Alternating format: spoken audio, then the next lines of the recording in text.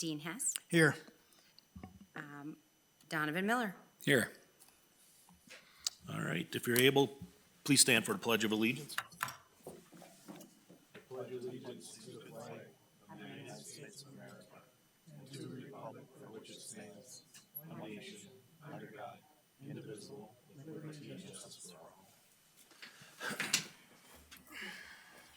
And please keep in our minds the brave men and women that are helping protect us all here and abroad. Action on the agenda. Motion to approve. Second. Motion and a second. All in favor, say aye. Aye.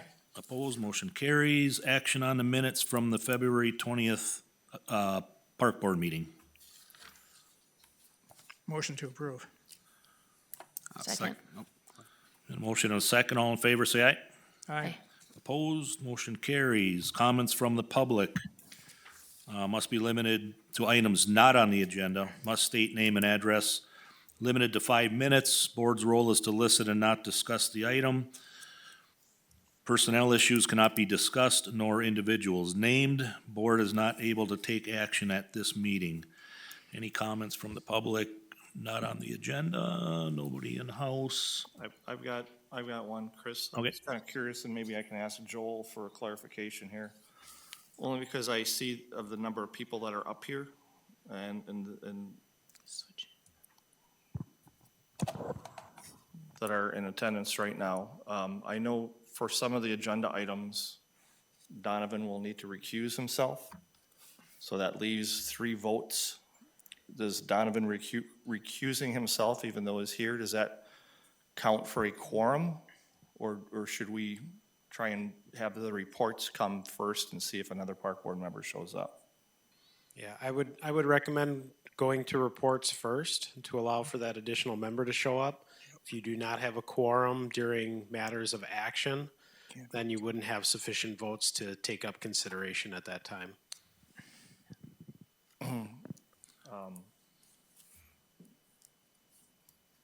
Kelly, do you think that you might be able to step out and see if you can get a hold of Mark or Heidi, if you have their contacts? I know Heidi had communicated that she would not be making the meeting. So Okay. I don't know if I have Mark's, but I certainly, I'll step out since you're taking minutes. I'm gonna get the form on and give Mark a call. Yeah, thank you, Joel. thank you. He was supposed to be here, Yeah, that was so my I'm not understanding. really sure what's happened here. I wonder if he didn't know or forgot the meeting got moved up. I don't know. Maybe I think it's 7 o'clock. So we But- will- But I recommend then that we do the 2, the senior citizen report and the EAB tree report first. And hopefully we'll have our 4th member for voting. Do we need to go back and amend the motion on the agenda then? Yeah, I'd make a That's where we motion. are, aren't we, or not? Should make a motion to amend, or I guess amend the agenda, move 8A up. No, I'm sorry. 9A, 9B, and 9C before action items 8A, B, and C. Okay, we have a motion, we have a second? Make a second. All right, motion and a second. Everybody understands what we're moving? Yep. All in favor, say aye. Aye. Aye, opposed? Motion carries. So we're moving 9 up. 9A, B, and C.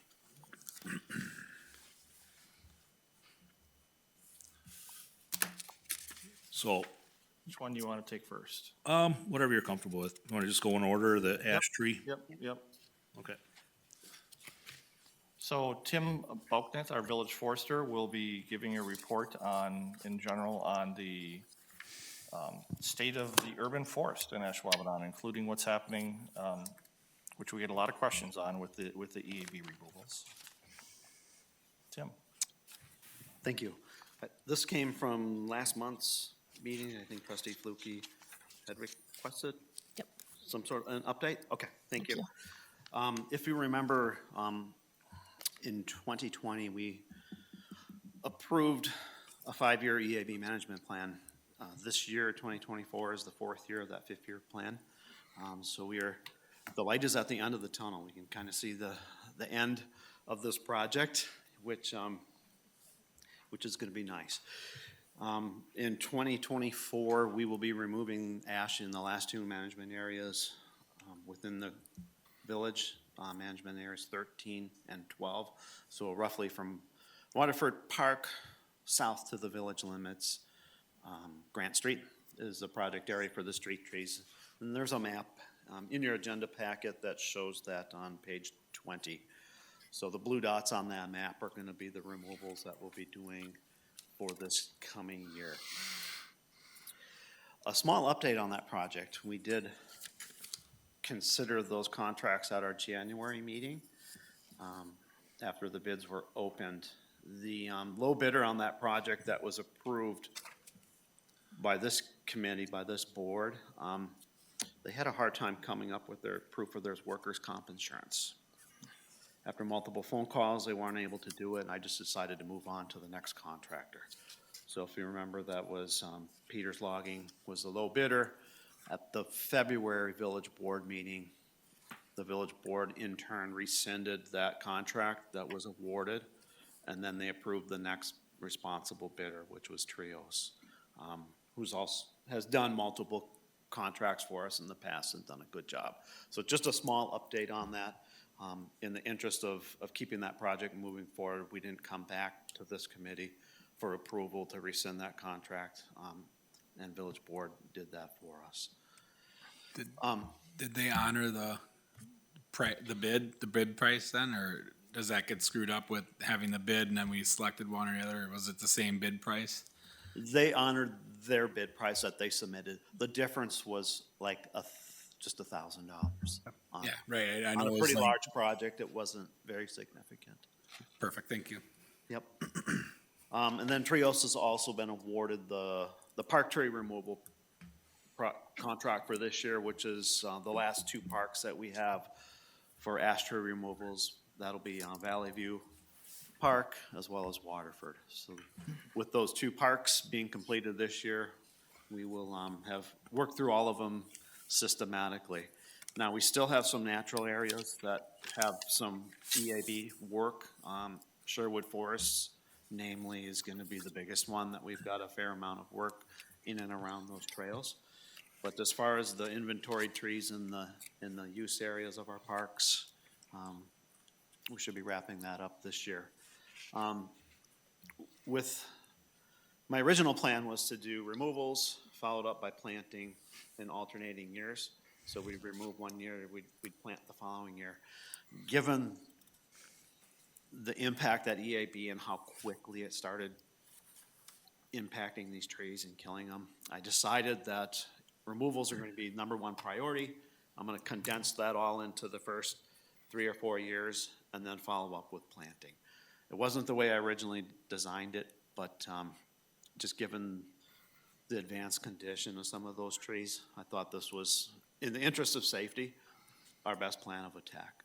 So if you get calls, questions on the replanting, that's what's going on. So hopefully we'll be starting to put trees back in the ground for these replacements coming this fall. Okay. I think that's kind of in a nutshell, the bigger part of the projects. I do have a bunch of smaller contracts that we're working on, projects that we're working on. Adjacent to Veterans Park, there's a pocket of ash trees. It's technically on DOT property, but the trees basically overhang our park. So there's a small pocket of ash trees that when it dries out this summer, we'll get in there and get those removed. Foley's out of Tomahawk will be doing that little project for us. Hanson Road, probably noticed where the road kind of curves and it meets the creek. There was a small woodlot of ash trees in that area too, that Trios removed earlier this winter. Grind all the stumps out, and the site is rough graded, so we'll be returning with our village crews. We'll do fine grading, some topsoil and seeding and restoring that area. And you might ask, why did we do that area? and not some other areas in the village that have ash, and that's because if those trees fell, they're basically, because of the condition of a lot of those trees, they really shatter and kind of break apart easily. And with the height of some of those trees, they could easily have fallen into the bike lane or even into the roadway. So if there's a danger to the general safety of the public, or pedestrians, whoever, that's that's what Tim is deciding on. And then working up contracts to get those little patches taken care of so that, there's less danger to the general public on it. Tim, what species of trees are we replacing there? A variety. So what we don't want to do is keep repeating the same mistakes over and over again. Dutch elm disease is a great example of that. I guess not me personally, it's a little bit before my time, but American elm was a popular tree that lined many of our urban areas, and Dutch elm disease came in and did its thing. And ash was one of the replacements, one of the popular replacements for those American elm removals. And obviously EAB came in and did its thing. So what we're trying to do is encourage species diversity. So Tim, we'll offer a variety of different species for residents to pick from. What percentage of our street trees are maple right now? Our maple, roughly about 45%. So that's the one that we hope we steer away from. Yeah. Dean and whoever who may be interested in this is a lot of our replacements, and don't get me wrong, a lot of people, maples are beautiful and everyone wants the autumn blaze maples because they're very colorful and they're nice looking trees, but we're trying to minimize the number of maple. We're still planting some maples, but we're trying to minimize that and really going on to some of the other species because of the amount of maples that we have. So. Yeah, and maple will not be an option for replanting just because we've got 45% maples already. Management goals are to have not more than 10% of any one species, so we're well above that.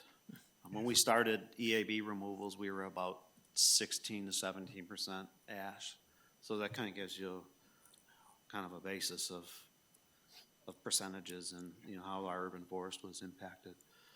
So the species we'll be looking at are going to be based upon availability, but Kentucky coffee tree is a good species. Swamp white oak is something that's done well for us. With Dutch elm disease, there's a whole bunch of hybrid elms that are resistant to Dutch elm disease, and that's a really good option that we've used before. And then there's other lesser known species that we'll be using as well. Lindens, Turkish filberts. The swamp white oak, is that the one that you're thinking about, is that a variation of the natural swamp white oak? Because I've had that on a property and that did wind up getting oak wilt. Oh, yeah, swamp white oak is native to Wisconsin. Right. So, yes. So are you thinking about that as being a possibility of a planting? Yeah, and we've used that. I would gear that more to park settings just because of the acorns. I wouldn't want to put a swamp white oak tree in somebody's yard that may not like the acorns at some point in the future. But I have not seen oak wilt being a problem with swamp white oak, at least here in Ashwaubenon. Okay. Tim, for the new plantings then, is the village paying for those and then offering the resident a selection of a species? Is that how that works, or how is the replanting gonna process go? Exactly. Okay. Yeah, there's money allocated within the project bonding for replacement trees. Okay. And then, correct, we'll be offering a selection. The resident can pick something that suits their taste. I'll probably put a selection on there too, where they don't care. And just, I have a lot of people just say, hey, pick something for me, and I'll be happy to do that too. If a resident would want a maple, not me, but I'm just thinking of, I have a neighbor who planted 2 maples. They cut their own trees down, they grinded their own stumps because they had a wedding coming up. And so they did this all on their own dime, but I'm assuming they came for approval because it is in the easement, so maybe I'm throwing them under the bus right now, but, On Avondale? yeah, Yeah, those are hybrid elms. okay, Yeah. all right. We're good. We're good, yeah. Yeah, so, Yeah, we worked with that resident, yeah.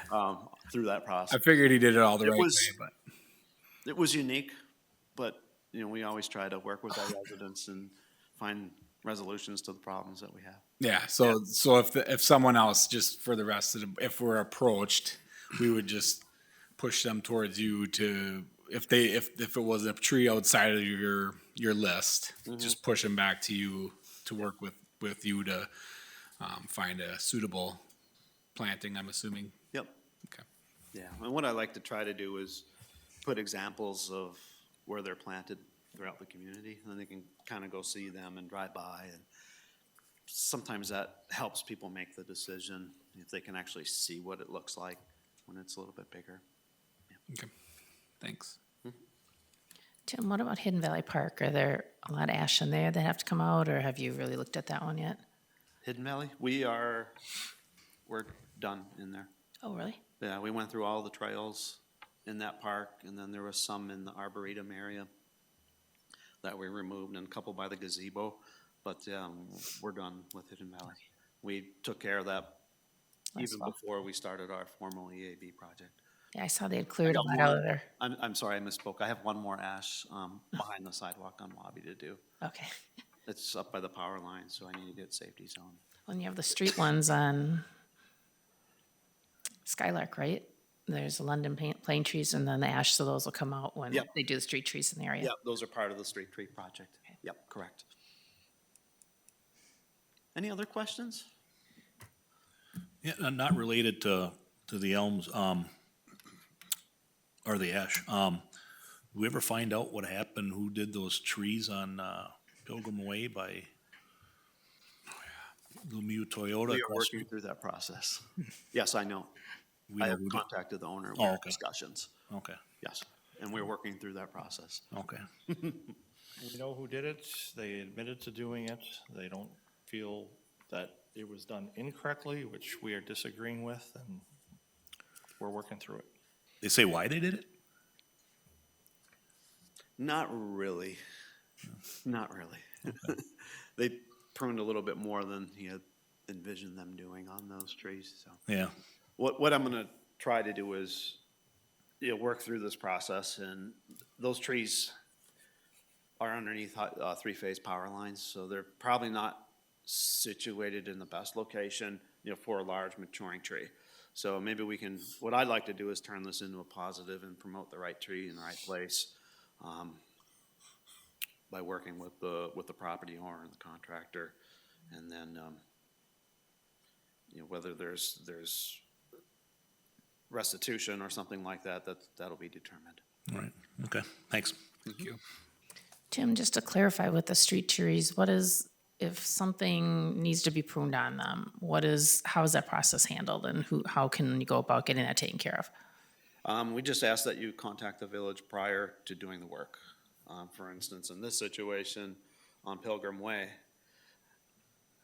if I get involved after the fact, I don't have any options. My options are much more limited in how we can handle this situation than if we talk about it beforehand.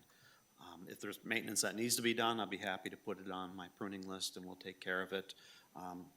Sometimes homeowners like, hey, can this, and this, and we'll have a handshake agreement about that as well. But it's always better to have that conversation ahead of time to make sure they're doing the right thing, and then perhaps there's an opportunity for some education.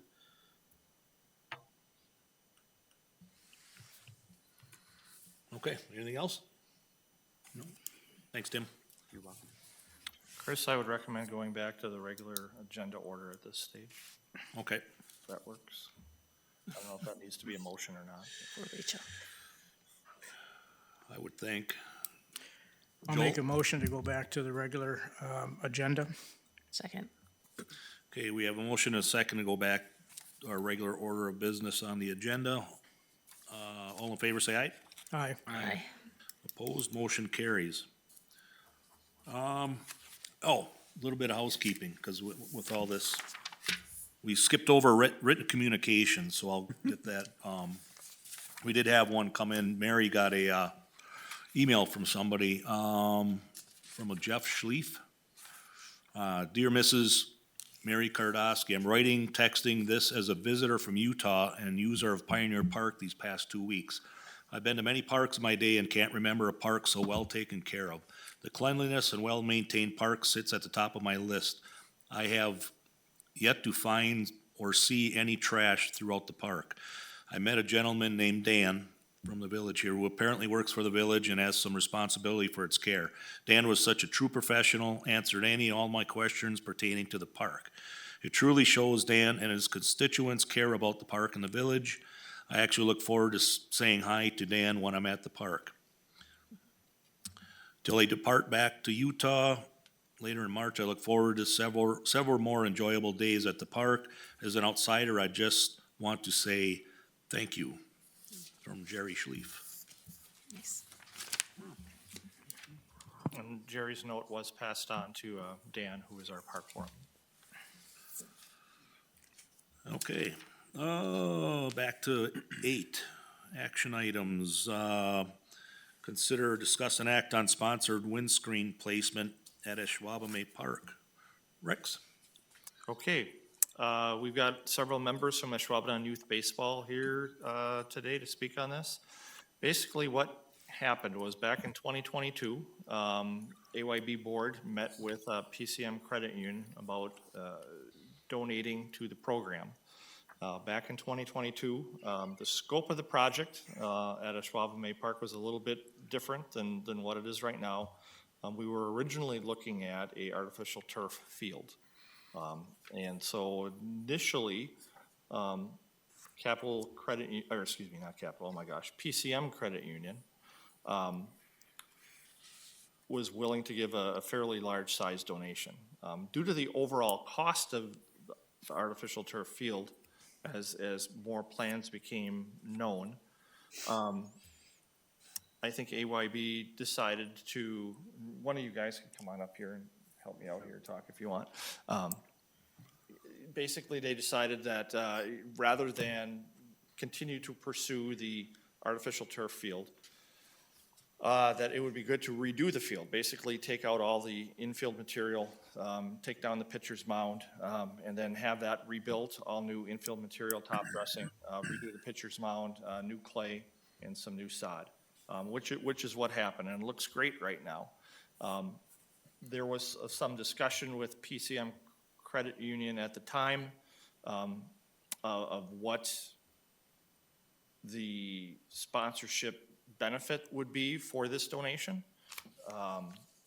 And I don't know if that ever really happened. So this is just how I'm understanding the story here. It was needed to be done last year. I know AYB and the Legion program was hosting the state Legion tournament at Ashwaubomay. And so time was kind of the essence to get the field taken care of, so that the season could happen and that it would be ready to go for the Legion tournament as well. So 2023 is done, and PCM Credit Union is looking for that sponsorship recognition for that great size donation that they had, and AYB has been working with them on what could be done. So it's this kind of coming to the park board not in the order that we usually would be bringing it, but it's here right now. And I think some of the options are certainly doable that we're going to be presenting tonight. One of the things that they'd like to do is do a windscreen at Ashwaubomay Park, obviously on the outfield fence. The outfield fence is set up to hold a windscreen. The posts were put, I believe, 5 foot on center. This is back in like 2006, 2007, so that it would hold the wind load when the wind comes off the bay or from whatever direction it is coming from. I believe you have a picture of the windscreen in your packet of what it would look like. Home of Jaguar baseball.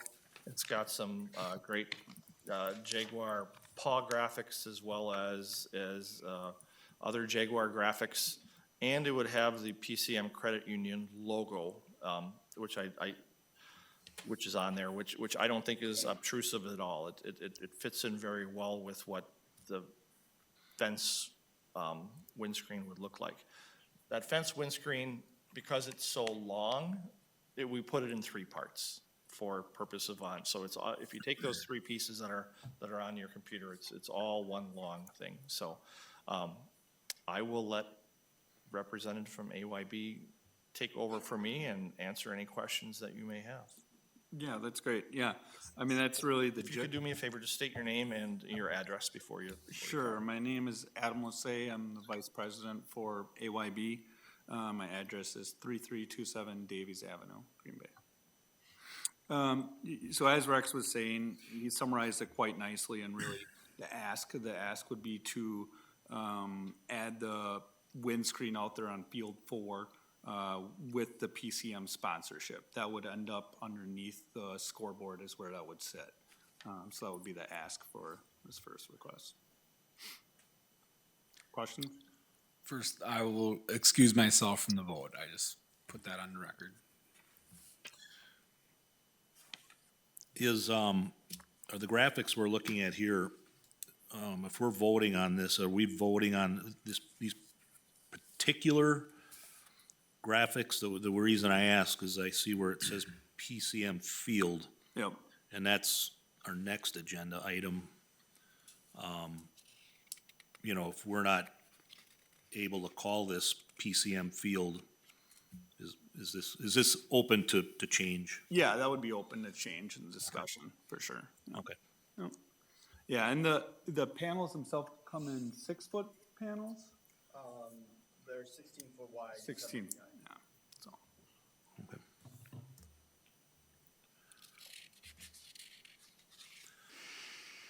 Questions for AYB? I think the windscreens are nice looking, the design of them, they're not too much, but they look nice. And Chris, good catch on the PCM, I couldn't really see it though all on there. But I don't have an issue with it, the fence is beefed up enough to hold it. I know you guys have had screens on before, so I think it looks nice, and I think I'd make a motion to approve the windscreen. I'll second it. Okay, we have a motion and a second. All in favor, say aye. With the removal of the word field Yes, until we determine at the yeah. next agenda item whether that's going to be doable. yes. Okay. Okay. We have a motion and a second. All in favor, say aye. Aye. Right. Opposed? Motion carries. All right, 8B, consider, discuss, and act on recognizing PCM Credit Union for a substantial donation to refurbish Diamond Number 4 at Ashwaubomay Park. Rex? Okay, so as part of the overall sponsorship again for this donation, and PCM Credit Union was great in terms of the donation they gave. It's a very sizable donation, so kudos to Ashwaubenon Youth Baseball to secure that and improve the field and the condition of the field. So as part of that, part of the discussion with PCM Credit Union that AYB has been having is, again, what recognition are they going to be able to get for that size of donation? So with this with this question, we have to bring in the naming right policy for the village, for any village facility, which you have here. So it talks about the consideration of what's doable, what's not doable, based off of the criteria. So I'm going to just, if it's okay, if you'll indulge me here, I'm just going to go through the 4 considerations that are listed on the park naming policy for the village. If a park or facility is to be named after an individual, and that also means a business, the person or business shall have obtained local or national prominence via significant contributions in any field of endeavor. Their contributions or the significance of their place in history shall clearly be established beyond the general consideration of their contributions. I don't know, so that's one of the criteria. Criteria number 2, the selection of a name may also acknowledge local historical significance regarding property ownership. For example, the names of pioneering families who have owned the property upon which a park is to be constructed for more than 100 years may be considered for use. That's number 2. For locational purposes, consideration may be given to christening a neighborhood park after a major subdivision in which the park is located, of which it is intended to serve. Number 4, the village board may also choose to acknowledge by way of a name major financial contribution which solely made acquisition or development of that park or facility possible. So the question is, does that donation that PCM Credit Union has given meet any of the 4 criteria that's listed here on the village facility? So I don't know if anyone has any thoughts on that. Now's the time to talk.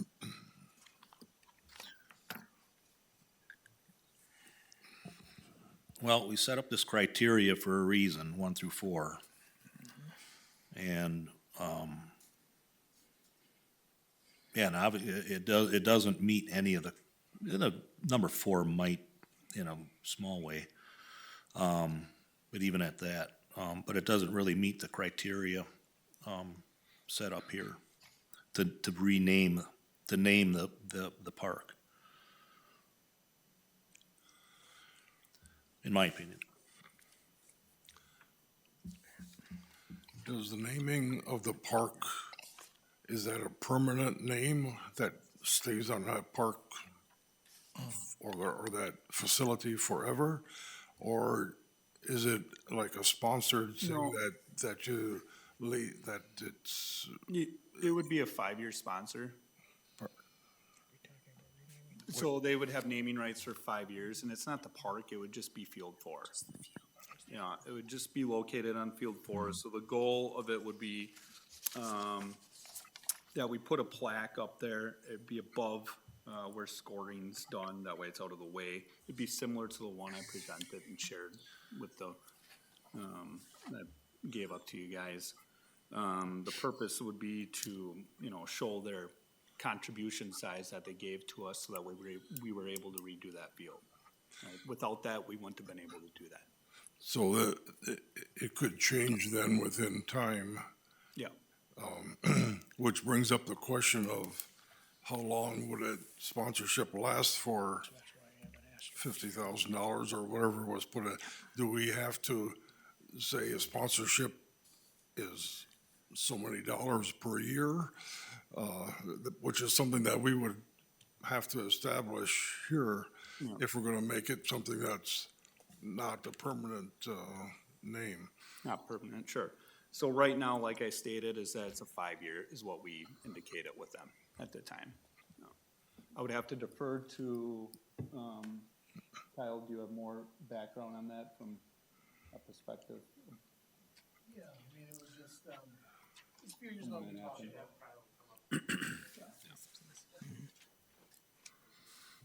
name and address. For the record, yeah, Kyle Casper, 1491 Carroll Lane. Former president of AYB, currently the umpire coordinator, so I'm still on the board. But, yeah, we had discussions, that it was 2 years ago at the meeting here, that I know there was a presentation that our board had given at the time, and there was some just criteria for naming fields. We were never interested in obviously naming the park. It was just naming different fields, and I think it was, kind of a $10,000 per year was what, for field naming is what we had discussed at the time. And nothing was formally, I guess, approved at the time. It was, we had to bring anything back to the Park Commission in the future if we had anything like this again.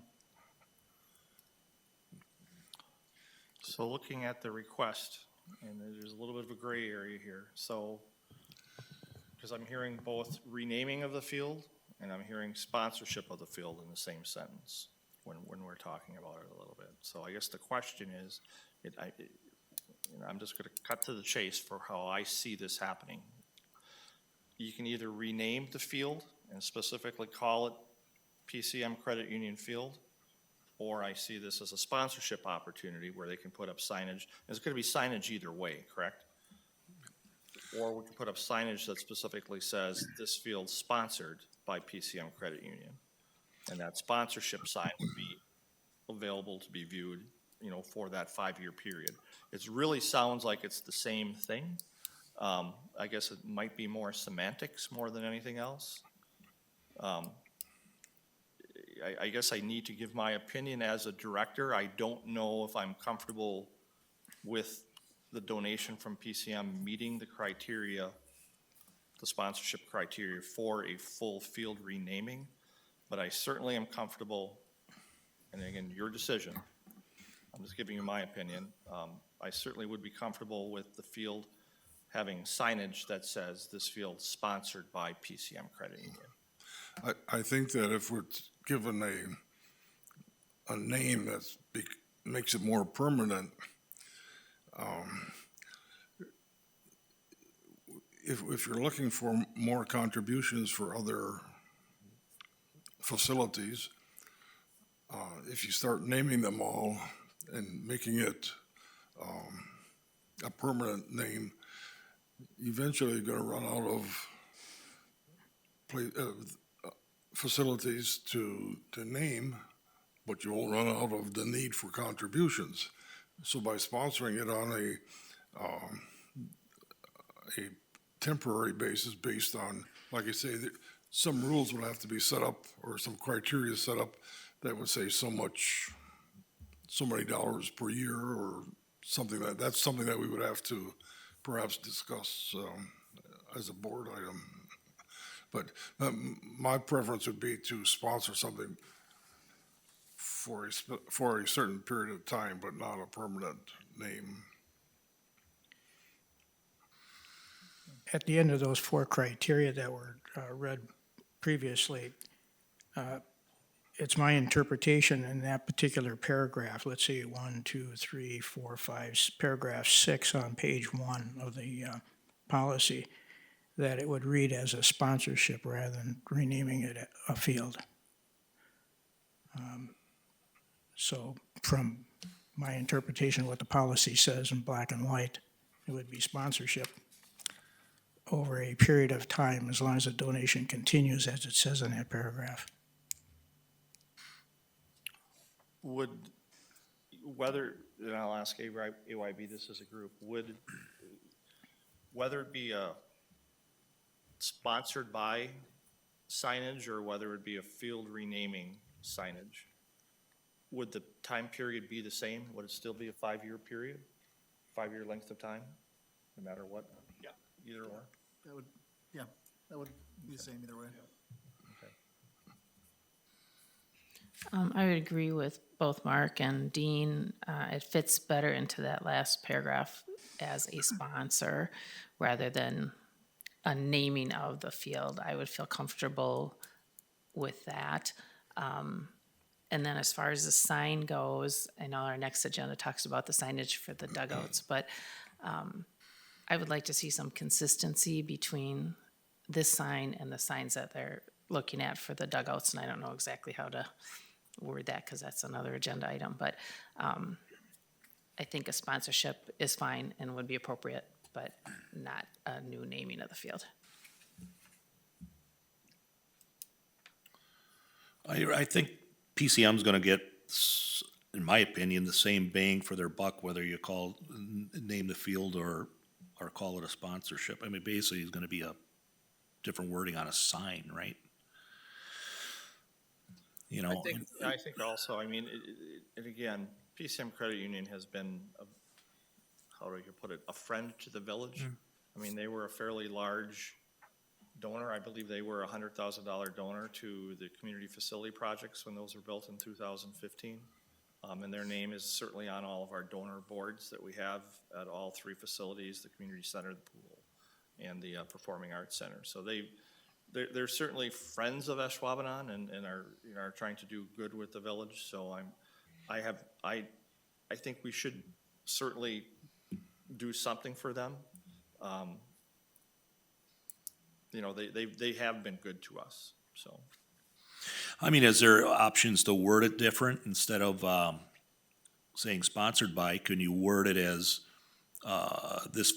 I don't know, I'm just gonna throw this out there. This field made possible by contributions by PCM. You know, so fans are aware of actually what how they've helped us out. to your point, you know, they should be recognized I for would, that. I would not have a concern with that verbiage. You know, kind of I mean, I. goes I'll- halfway. I'll defer to AYB in terms of if this turns into a sponsorship, what would you guys like to see or have written? Yeah, yeah, if it turns into a sponsorship, to me, that verbiage isn't bad, and that's maybe a halfway middle ground. That way, it is a little more representative. The only problem I could see is that gets a little wordy. So it could be a little hard to see, right, from a distance, for sure. Possibly on the field sign behind it, that could work where you can do that. But definitely out in the field, like if you're looking at the windscreen, that would definitely be hard to read that, right?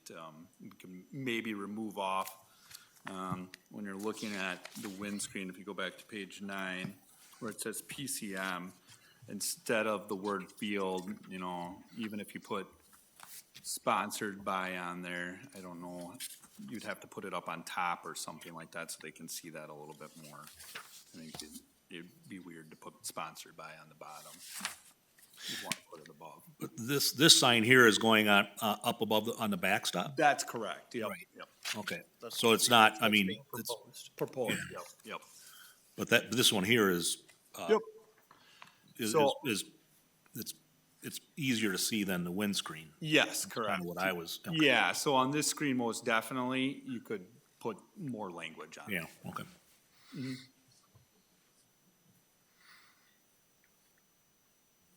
So we're in agreement with sponsored by?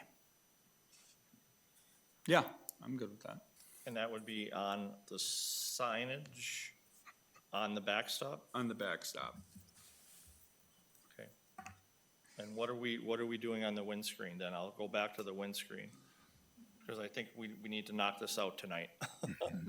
Otherwise, it's good language. Are we just having the PCM logo then on the windscreen? Yeah, that's what So we're, strict the logo? Yeah. yeah. John, that would be too small, right, you think, right? Yep. Yeah, so then on the windscreen, we would just have the logo. Okay. And I would be comfortable with that.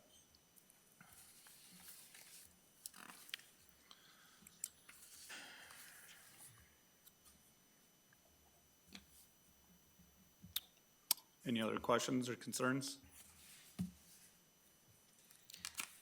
The only question, I mean, I don't have a problem with the sponsorship, obviously, but like I said, I would like to see, instead of a sign, square sign like this, do the baseball type sign that you're looking to do on your dugouts, maybe bigger, but the same design and sponsored by PCM, just to keep some consistency. So, I mean, signage sometimes overwhelms, and this sign, I think, is kind of overwhelming to me, the square one here. And I'd rather see something similar to the dugout signs that you're proposing in the next agenda item. Okay. Yeah, I can agree with you. More consistency between the two signs for what we're putting on the dugouts and on the fields. Okay. Yes. Regardless of which one it is, maybe that would leave it kind of a little more open, right? Whether it's the baseball or the square. I think Just consistency. Is that what Yeah. you're looking for? to Okay. be consistent and maybe the same shape, but this one could be bigger, Yep. on the backstop, so you can see it better. And then the one on the dugouts are obviously lower and closer so people could see them, but the same design and kind of look consistent throughout the park. Okay. Is what I would like to see. And sponsored by, and then whoever it is, PCM, Frank's Car Shop, whoever ends up on there, and then it's all consistent. Okay.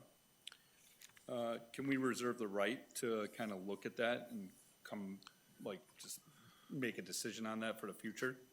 On what signage we want to look at there? You would need to bring it, you would need to bring it back and have it approved. Okay. So it's not nebulous out in the air. Yep, sure. Like if you wanted to sign, then you would need to bring it back here. Talking with Donovan, we kind of went with the baseball thing, because that kind of fit in and aesthetically would work. So if you want to change it, then you would have to bring it back again in another month, and you wouldn't be able to do any of the signage until it came back a second time. The windscreen we could go forward though with. Yes. Okay. If I may jump in too, just to kind of tie into what Rex is saying. So there's really 3 action items tonight. The first action item was the approval of the windscreen, it being sponsored by PCM. It sounds agreeable that the graphic design for the windscreen is appropriate by the park board, minus the subtle change of, just stating sponsored by PCM or something to that effect. The second item is really more about naming rights versus sponsorship. So when we're viewing this as a sponsorship, that is solely the park board's decision. If we got into naming rights, that goes to the village board. So as I think Rex was alluding to, if it's agreeable to the park board that this is being viewed as a sponsorship, that really kind of delves into item number 2. And then item number 3 really focuses more on the signage and the recognition used to recognize the sponsors. So one of the recommendations that I would provide to the park board is that we could certainly discuss and kind of direct the AYB group as to what would be appropriate for signage, and then ultimately have them come back with a formal proposal based on the feedback that you gave tonight. Because obviously they're going to need to work through their sponsors as well and determine what signage is appropriate. But then I think the park board wants to make sure that it's appropriate based on the feedback that you had given them tonight. So let's close out number 2 with a vote on however you would like to approve possibly. Yeah, so what we would like to do is propose that we, on the windscreen in particularly, we put their logo out there, and then on item 2, we give them sponsored by, is what we would want to do for on the field itself versus, the field. And I will excuse myself from this vote as well. Is there a reason, because that's a good point, Troy, I agree with you, uniform look, is most of the time you want to create that. But is there, having said that, is there a reason you went with more of a square? Was it to stand out more, just for PCM's benefit? The fitting, it would fit nicely out there. I think we were just using it as an example of what it would look like potentially. Okay. Yep. All right. It was recommended from the sign company that I was working with, so. Okay. Initially, it was smaller, but then with the word field on it, to put field on or other verbiage, the sign got bigger. But it's symmetrical, it fits in the backstop, and it's just easier to put up, but that was kind of, the mindset is rectangle goes good on. Yeah, I don't disagree with that either. I didn't know if there was a reason. Like I said, it was, it gave PCM a little bit more of a different look, so it stood out a little bit more. Which I wouldn't have a problem with, because they are donating quite a bit, so. And I didn't look into baseball shape backstop, signs for backstop. I haven't even researched yet the baseball, but I know there could be a significant cost to them. Yeah, and is it good, you'd be able to fit the same verbiage into a baseball as you Correct. are? I don't- So, just questions. Yeah, you know, I don't know the parameters. You know. I had a picture in my head of a 2x3 and it turned into a 4x3. Yeah. And, Okay. but that was per their recommendation, so. Yes, so this, yeah. So I would make a motion for the credit union. It's a sponsorship of the Big Diamond. Okay. And a sign would be placed on the backstop up high, so it's not obstructing any view. And, Joel's comments, that at least the signage is consistent with what you're looking at or proposing for the dugouts, if that works as a motion. Works for me, yeah. I'll second that motion. Okay, we have a motion and a second. All in favor, say aye. Aye. Aye. Opposed? Motion carries. All right, C, just consider, discuss, and act on the approval of future potential AYB dugout sponsorship signage. Okay, so I had a good conversation with Donovan last week, just in terms of the first two items. And it's always been bantered that we would have some kind of like, what other additional sponsorship opportunities could we have for some of our co-sponsor organizations? I mean, AYB, AGSA they go out and they get a lot of great contributions. So what potentially other options could there be if there's enough businesses out there that would like to do some sponsorship? And one of the things that, in fact, I think we talked about it maybe about 4 or 5 years ago, were those baseballs. I know that's the baseball example, was over at Manitowoc, and they kind of had that on some of their buildings or on their dugouts as a dugout sponsorship. And so since these first two items were going to the park board tonight, it's like this is probably an appropriate time to bring up those so we don't have to rehash it again. So that's why that's being brought forward tonight. I don't know if they've got anybody in mind, if they've even talked to any sponsors, but basically you're setting the ground for them to be able to do so without having to come back to the park board with this idea. So that's what this is about. So again, the only reason that I suggested the baseballs, and you can discuss and direct however you want to, is I just felt it was aesthetically, it looked good at the complex I was at versus some other complexes that have all different sized signs, all different colors. You know, the logo within whatever sign shape is decided upon, if that is what the decision is tonight. Obviously, the sponsor's colors would be in that sign, but the sign itself is, you know, would all be the same shape and all of the same size, which I think would make it aesthetically appropriate for the facility and the image that we're trying to portray, rather than having it piecemeal all over the place.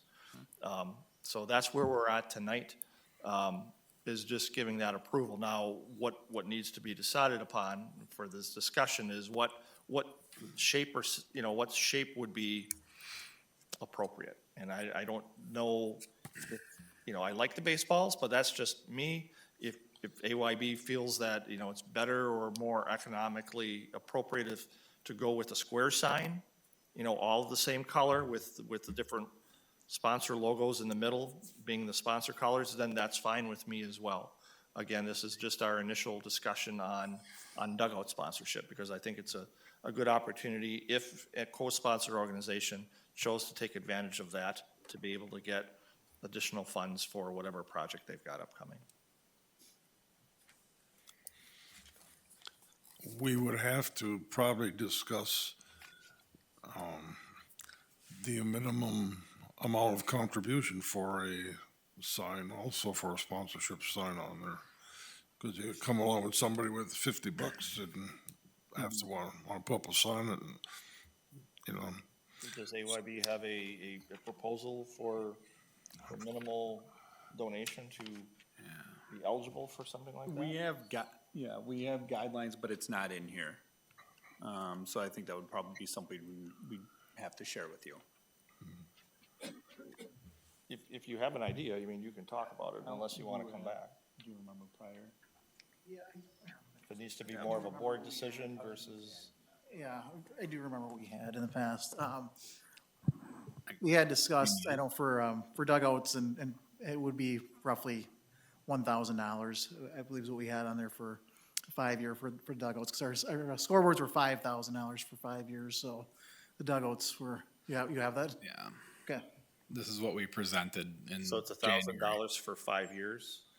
Just make For sure- $1,000 a year? Yeah, just make sure that was, yeah, here, okay.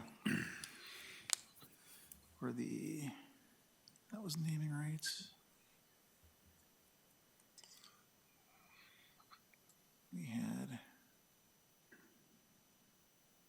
okay, there we go, Dugout sponsors were 2,000 each. And that was, and all these sponsors were over a 5 year period, from my recollection here, it was $2,000 each. So $2,000 will get you, a straight $2,000 donation will get you a sign on the dugout for 5 years. Correct.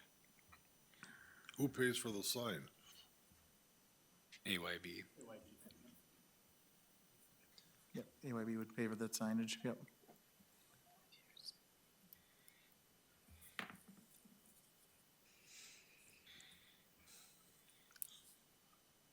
And then I think the concession sign plaque on this, that was $500 to $1,000 minor sponsors were to go on the sponsorship plaque on the concession stand that was previously also proposed.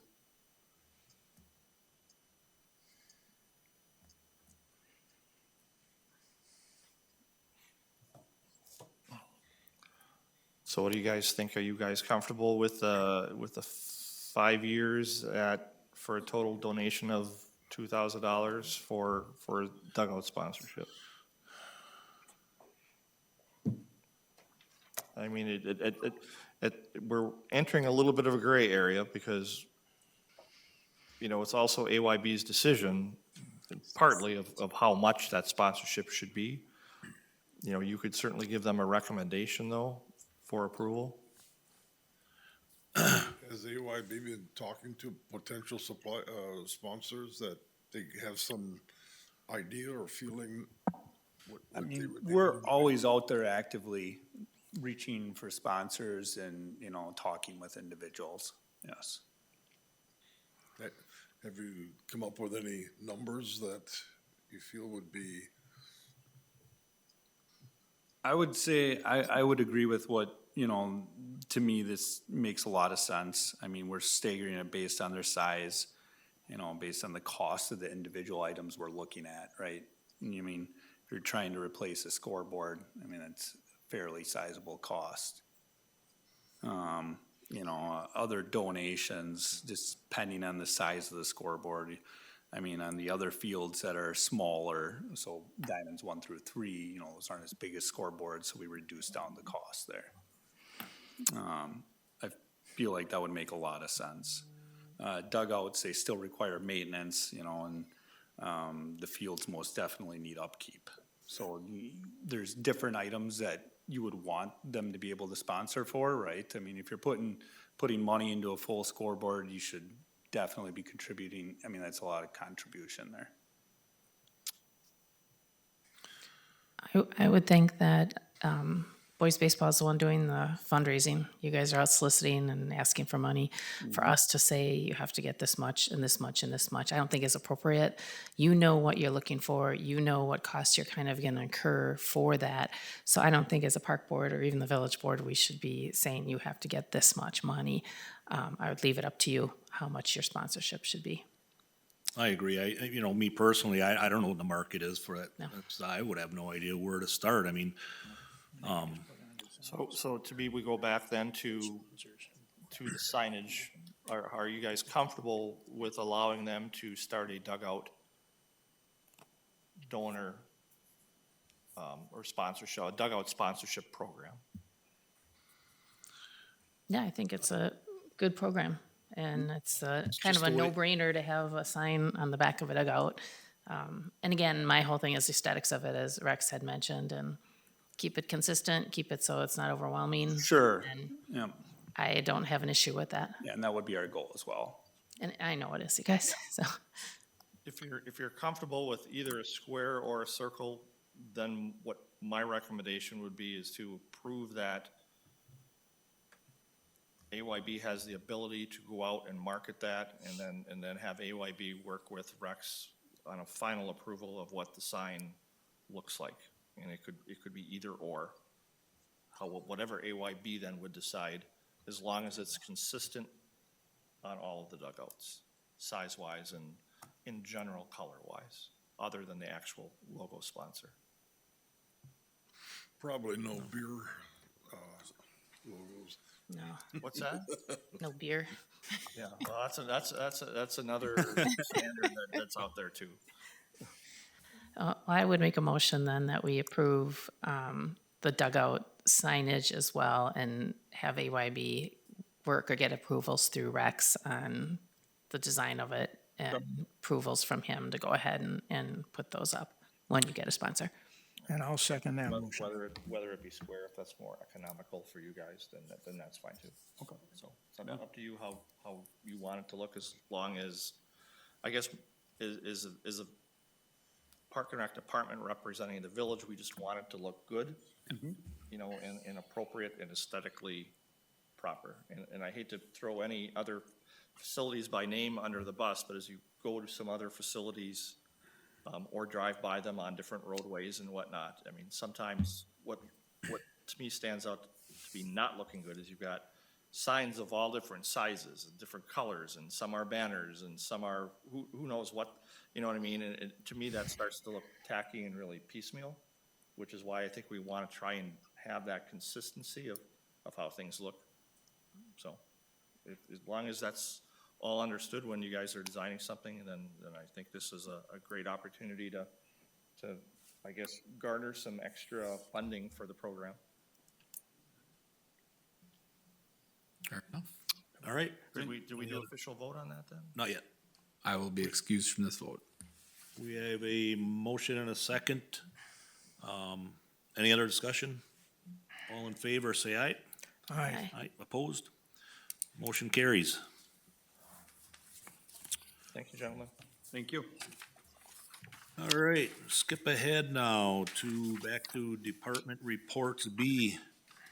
Active Adult Programming Report for Seniors, Rex. All this, in case you want to have that for your records, it's just a park naming policy. Oh, thank you. All right, I'm gonna bring up Rachel Collard. Rachel is our Senior Citizen Coordinator.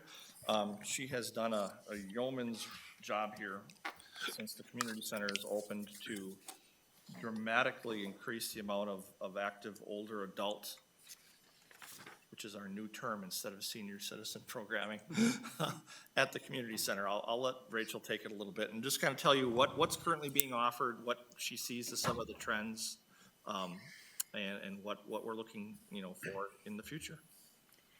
Hello, good evening. Since 2016, I've been with the Village of Ashwaubenon Park and Rec Department, and that was when the community center opened up. And I've been focused on adult programming. And since then, we are now pretty much the leader in active adult programming or senior programming in the Northeast area. We have developed relationships within our community, especially valuable partnerships. We work with Woodside Senior Living Communities, Oak Park Place, Robin by Healthcare, the Brain Center of Green Bay, and we've even developed partnerships with private businesses like Nature's Best Floral and Boutique, the ADRC, AARP, and our Senior Advisory Committee is very instrumental in helping us pursue different activities. So like line dancing, ukulele, Wii bowling, card making, and card clubs. We have added a minimal monthly fee for some of our groups that meet on a weekly basis. And that kind of helps us cover our incidental expenses because there is wear and tear on the building, and the building is used for rentals too.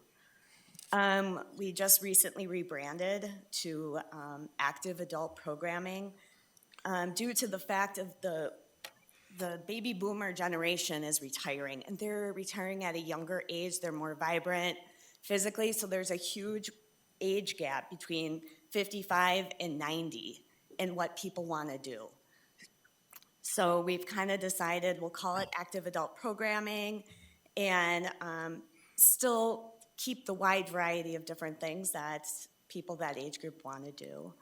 I will say that from 2016 to about before COVID, our programming really was taking off. We would average about 30 people at our lunch and learns, 20 people in our breakfast with the experts. Card making when we started was 3 people, and it was going up to like 10 and 15. And then COVID hit, and then we kind of got set back again. I would say that it was a blessing that Ashwaubenon stayed open and did everything possible to keep seniors coming in and active. We had masks, we had enough room in the Grand Park Room where we could socially distance, and because of that, we got a lot of thank yous from a lot of seniors who were very lonely during that time because they live alone and they had nothing to do. And so this area was, I mean, the community center was their social place. And so, so then when we kind of developed that and people kind of heard that we didn't close down, we weren't doing just virtual things like the ADRC was just virtual, that we were offering, many of our programs, we offered both virtual and in person. But after, so then we had that, and a lot of groups actually came in and asked us if they could start doing programming out of our facility, that they would volunteer their time and start taking over classes and stuff. So that was great. And I would say that from 2020 to now, we are past our success of before COVID.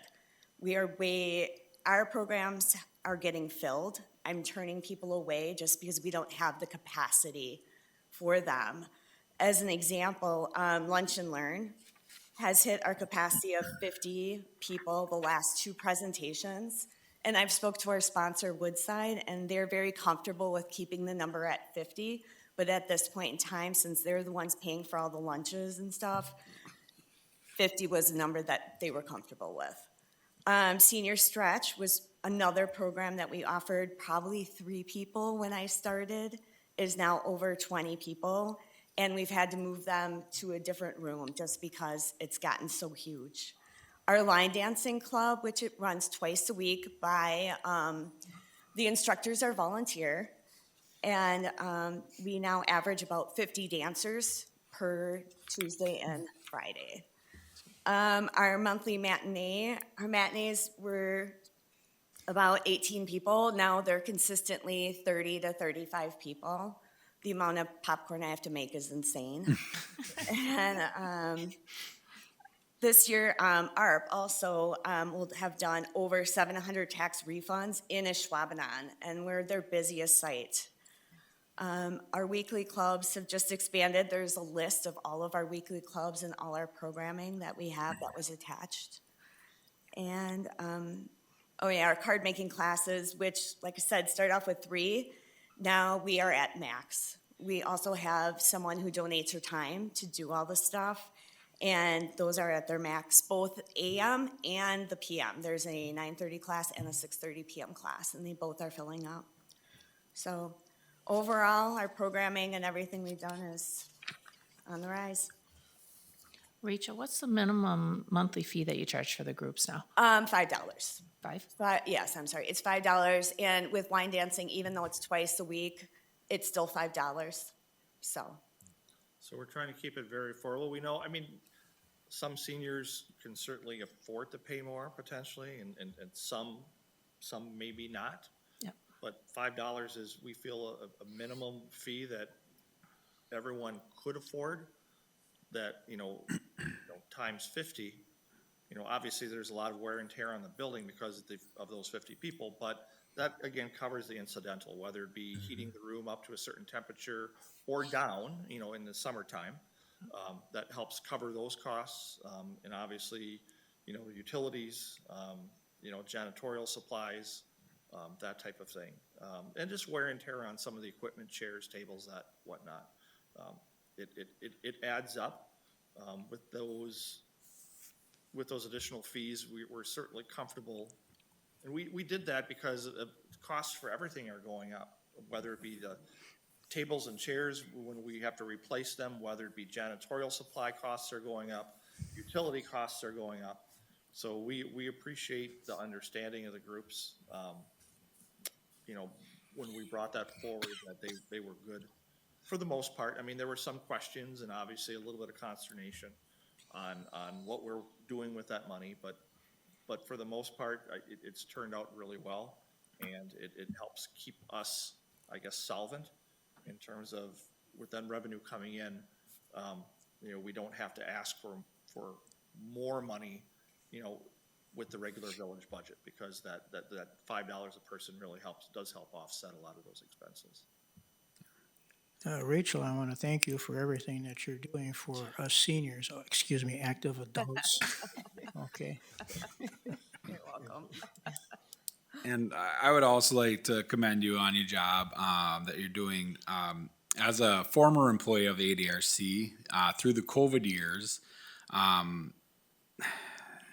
it was an electric place. Prior to that, we had lots of groups, lots of people. I got to know a lot of these active adults that would show up there. And COVID shut that all down and they all disappeared. And many of them, whether, for one reason or another, never came back. And then the ADRC switched to more of the learning environment than, but prior to that, and you touched on it, was the isolation part, the loneliness and isolation. And that was a big push of the ADRC at the time. And so when I come down here now, whether it's a Wednesday or Friday before noon, but whatever day it is, there is always people in this building. And that is awesome to see. And I'm very fortunate to be part of a community that supports that. And that,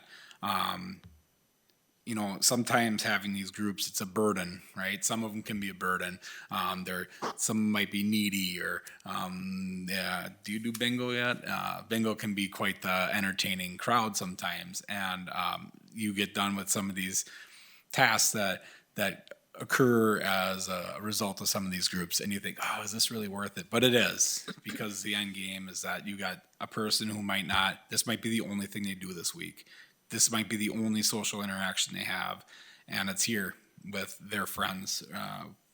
They may not even know their phone number, but that's their friend at this time. So thank you. It's awesome. Well said, Donovan. All right, any other questions or for Rachel? No? Okay, thank you. Thank you. Thank you for your time. All right, move on to, I believe, Park and Rec Forestry Department reports. All right, I'll just go down the list here and hit some of the highlights. In the aquatic program, Melody has got all of the pre-summer training scheduled out, things booked for rooms and whatnot. We don't have a lot of openings, which is always great news to hear. We've got 5 lifeguard spots open at the lake, 2 at the pool, and obviously a couple of concession people. So if that's all we have, that's really good, because we typically need to employ quite a few lifeguards to operate those facilities to the capacity that we get. We're winding down on some of the swim team seasons. I know the Y had a couple of their meets here already this year. Looks like March 9th was the last one, and they usually bring in quite a few people. The swim team, or the high school swim team, has been having some major meets there. The Ashwaubenon Swim Club just hosted again, second year in a row, the 10U National. I think Melody talked about that last time, which had, hundreds and hundreds of kids there. So Melody's still doing a yeoman's job over there. One thing that is happening is there's some new lifeguard training standards and CPR standards that are coming out, as well as additional state code requirements. So Mel is going to be going to some training, needs to attend some training to get updated on all that, and then we will need to be doing updates with the staff on recertifying them in the proper, whatever the changes are in the program, we're going to be recertifying them. So, but that's what is on Melody's plate here coming up.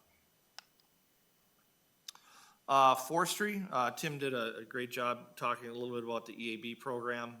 Your Foley's has already started on stuff there. I don't think I need to touch too much more on that. We're in the process right now. Tim is on ordering trees for replacement, not necessarily all the street trees, but on a lot of the park trees and some of the other ones that the village itself plants. We've got a group that we plant, and then for the EAB removals, that'll probably potentially be contracted out by a company that does all that. So Tim is in the process of ordering those trees. On the park side,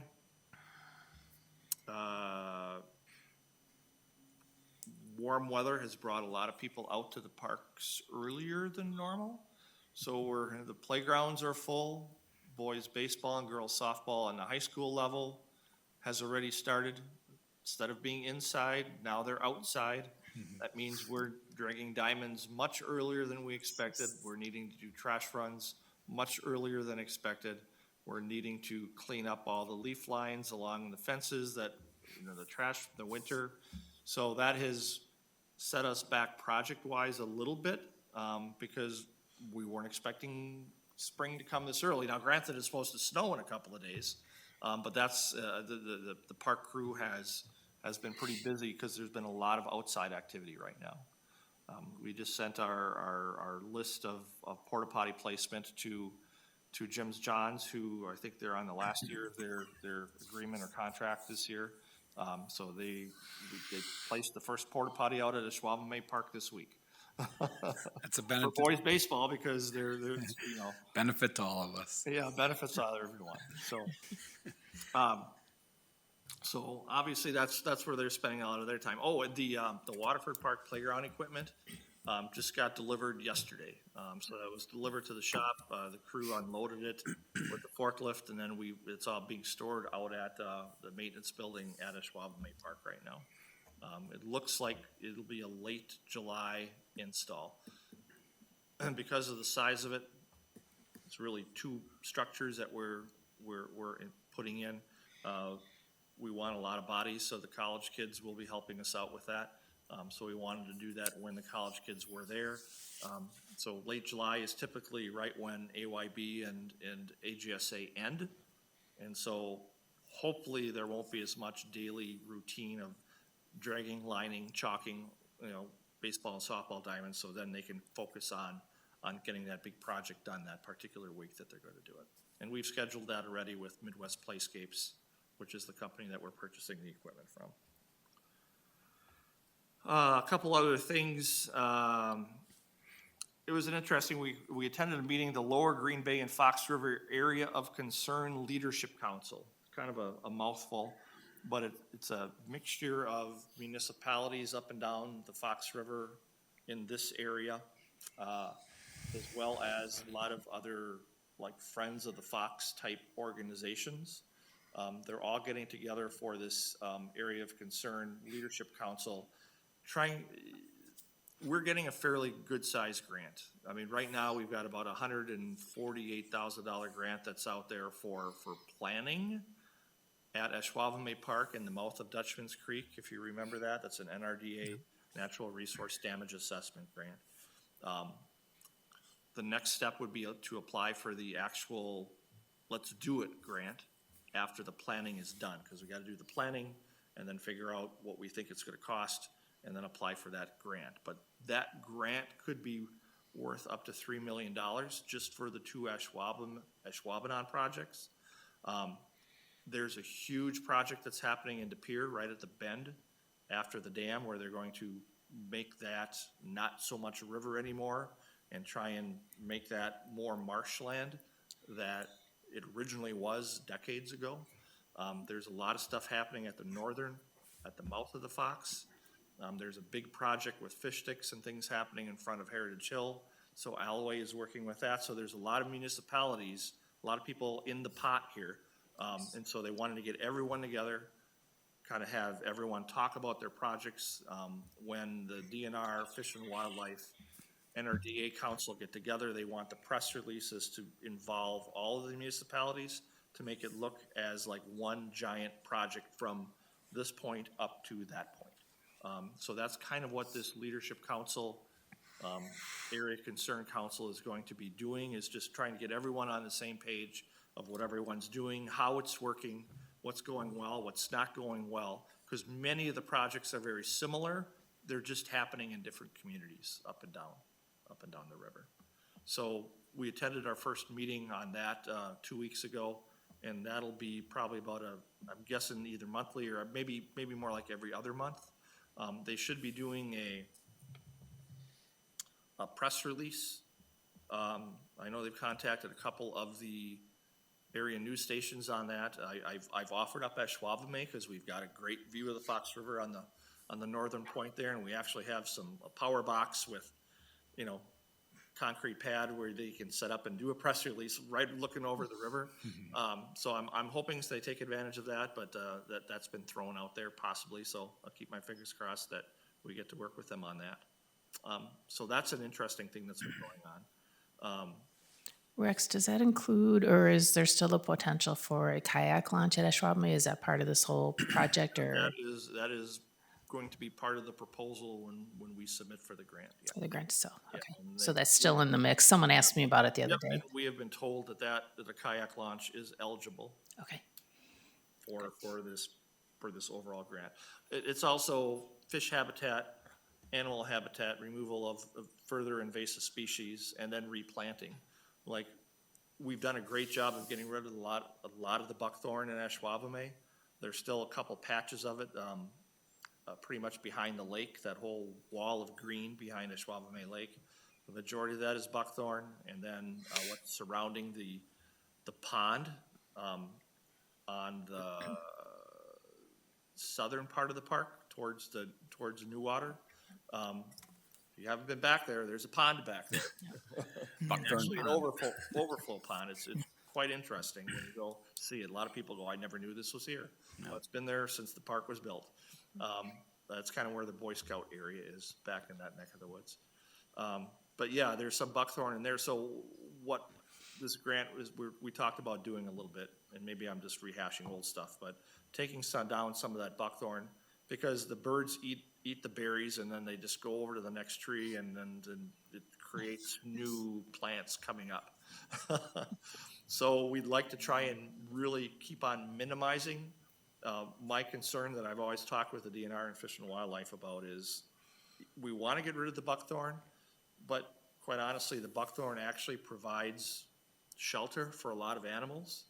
You know, and it gives the park kind of that natural look still. You know, people don't know it's buckthorn. They just see a bunch of trees and bushes. Till they're running into it. Yeah, until they run into it and go, ow, that hurts. What are those thorns?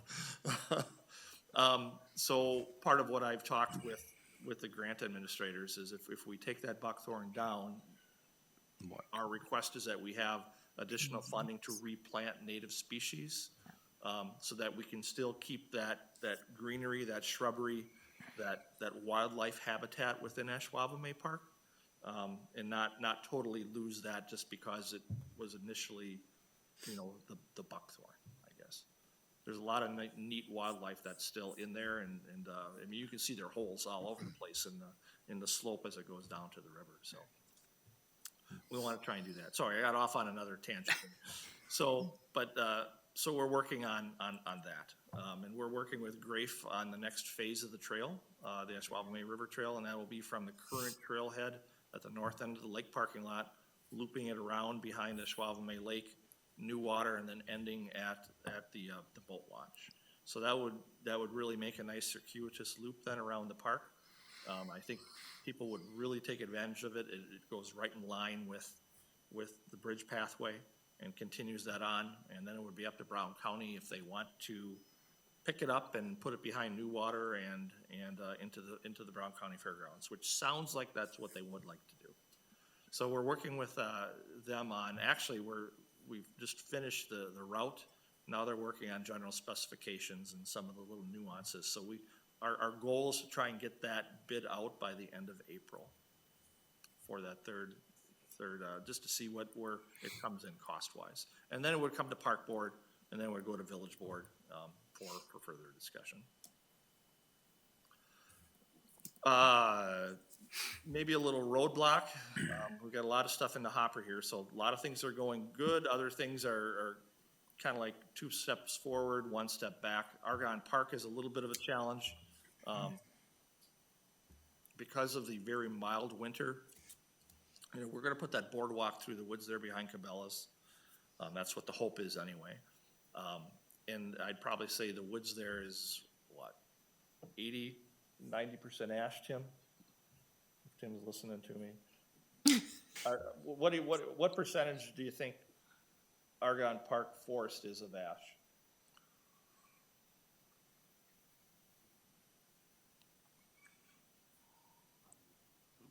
Probably 75%.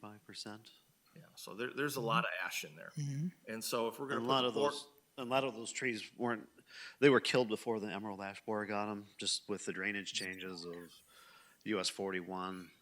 There's a lot of standing water in that area between the soccer field and the DOT's right of way. So a lot of those died from the standing water, not necessarily EAP, but the outcome is still the same. so if we're gonna do this in an orderly manner, what we need to do is then we need to determine the route, which has been determined, but then we need to take down trees. And not only do you take down trees where you're placing the boardwalk, but you gotta have a fairly clear area so that all these dead trees that are like, you know, literally ready to explode because they're so brittle, we don't want that falling on an expensive boardwalk. So now you have to clear a path. You know, it's a bigger project than you initially think when we're just talking about it. But anyway, long story short is that we're not able to get into the woods because the ground was never frozen. So we're not able to take the trees down. So then we can't bid out the boardwalk part of it. So we're gonna wait until hopefully next winter. Maybe we'll have, you know, don't kill the messenger here. Hopefully we'll have a colder winter, where that ground will freeze and be more conducive to getting equipment in there, getting a contractor in there and actually taking that down, which then means we can put the boardwalk in. Also, lastly, what we probably will do this year, there's gonna be a crusher dust trail on the back side of the park. And we'll just dead end it where the woods or where the wetlands starts. But we are gonna try and take care of that this year. We've got some spots where we could use that material that we're digging out. Several spots around the village, we can use it on different park facilities. So we are gonna be working on that this year. So a little bit of a setback on there, but we'll see what happens with it. Spring, summer brochure. David has done a great job putting that together again this year. It's always a challenge with instructors and dates and material information and whatnot to get everything in there. Because if there's like 2 mistakes, people will find them. You know what I mean? And they'll let us know about them. So it's a lot of reading and proofreading and double checking and triple checking. Hopefully we've got everything set the way we need it to, but that'll be out. I'm guessing you'll get that within a week. If not this week, then very early next week, for the spring, summer brochure for our department. Couple last things. Dance recital was held at the Performing Arts Center. That went over very well. We had some great instructors this year that they did a great job. And so I know that went over successful. Girl Scouts are busy filling the Easter eggs, helping the Easter Bunny out for our Easter egg hunt on Saturday, March 30th. That's coming up in 2 weeks. That's usually a pretty good sized event where we've got a couple hundred kids running around after the Easter Bunny has visited the park. And lastly, just on a little note, you know, we've always talked about what's happening out at the sports complex. Adult softball numbers have been down all over the place. I mean, not just Ashwaubenon, dramatically down. When I first started here in 2005, I want to say we had a little over 100 teams for an adult softball program. And really we're down right now to, you know, less than 20. But, and most of it has been co-ed, and that's worked. Modified went away, but all of a sudden now we're getting a lot of, something must have happened somewhere. The modified players were still playing somewhere. Something happened somewhere because now it seems as if we're going to be getting a modified league back after not having one for about 4 or 5 years, which is great news. The challenge is, guess what? Fields. Umpires. Because umpires, when you're umpiring men's modified, there's recreational co-ed, and then there's men's modified. And Night and day. you take the recreation, there's the reason it's not called recreational modified. They're into the game, and they're hard on the umpires if the umpires aren't seasoned per se. Yeah. And it's very difficult to find seasoned umpires that are willing to let comments roll off of their back. So we're working on that. And we'll see where that takes us this year, but we're gonna probably try and get a modified league back on tap, so. Any questions about anything that we're offering, anything on the report here, or not on the report that you might have questions on, for this month? What park is Easter egg hunt at again? What's that? What park is the Oh, Easter egg hunt at? Pioneer. At Pioneer, okay. Yep. I have another question. I don't know if it's for now or for the next agenda, and it's kind of to Tim, who's not paying attention again, Timothy.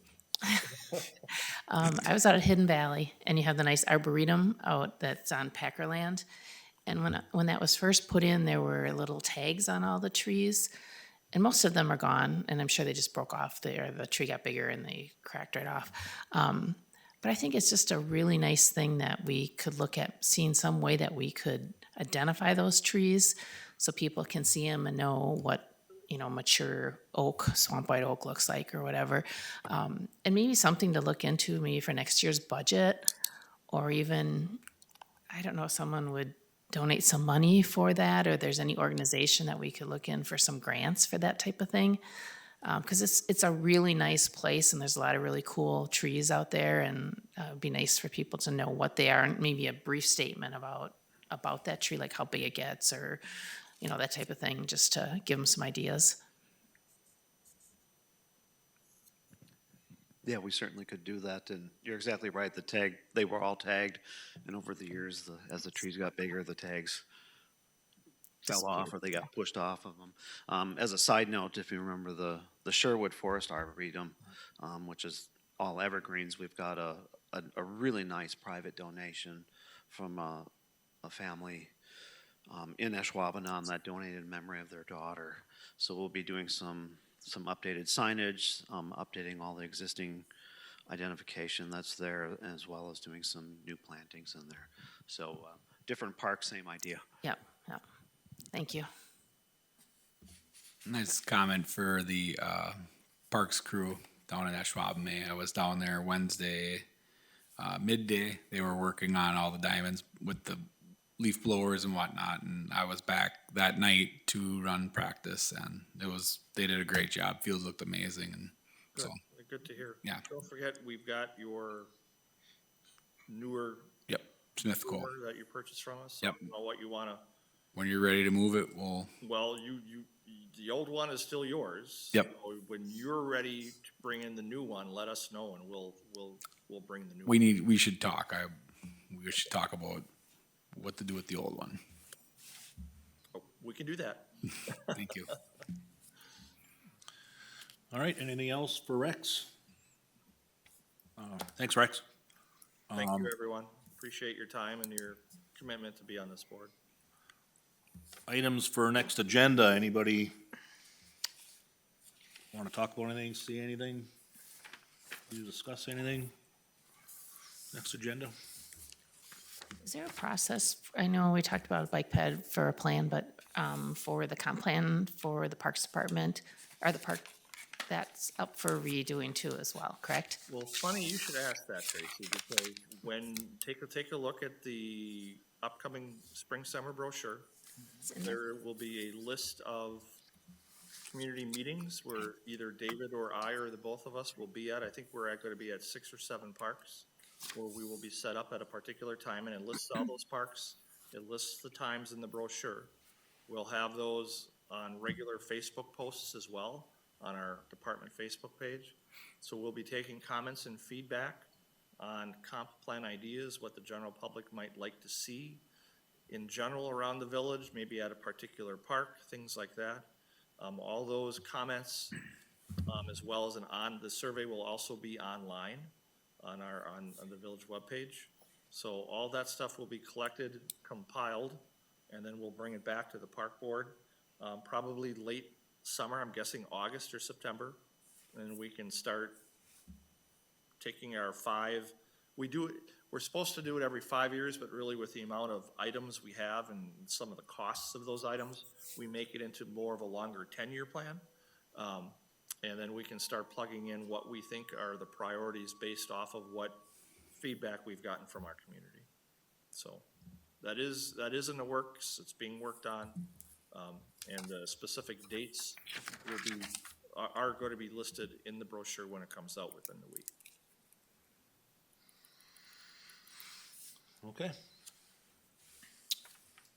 If there's nothing else, I'll entertain a motion to adjourn.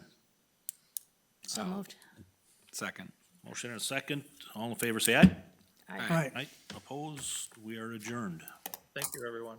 This conference is no longer